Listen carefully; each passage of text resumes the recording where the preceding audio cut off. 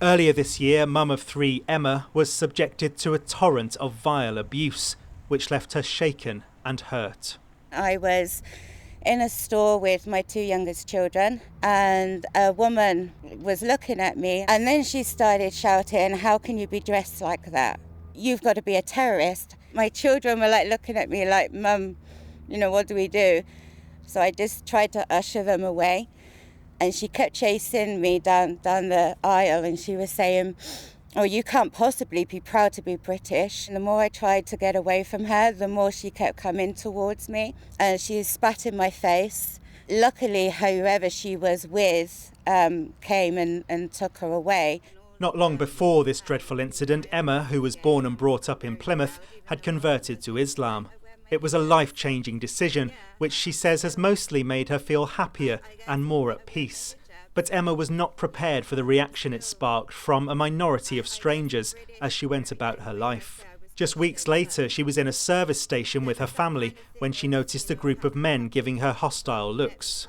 You're used to it, you don't think anything of it, but then the staring became quite intimidating.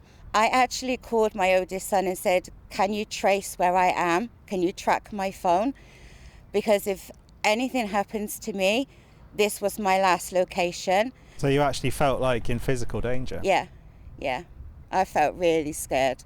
It's not fear for myself, it's fear for my children. They've accepted me. They've accepted that Mum is a Muslim. Mum goes out dressed like this. Religion isn't about colour. It's not about where you come from. And everybody should be free to express their faith however they want to, be it wearing a cross on a chain or, me with my hijab. Sadly, Emma's experience is far from unique. Devon and Cornwall Police say over the last year they received 1,856 reports of hate crimes, up from 1,800 in the same period the year before. We want people to have the confidence and the trust in us to do something about it. So we will take people's reports really very seriously, and we will provide the support to people as they progress through that criminal justice system.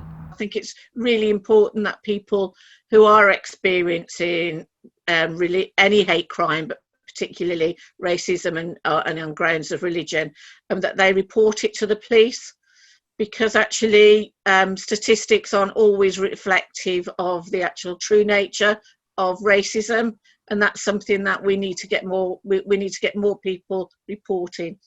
Emma says she has decided to speak out because the abuse she suffered is unacceptable.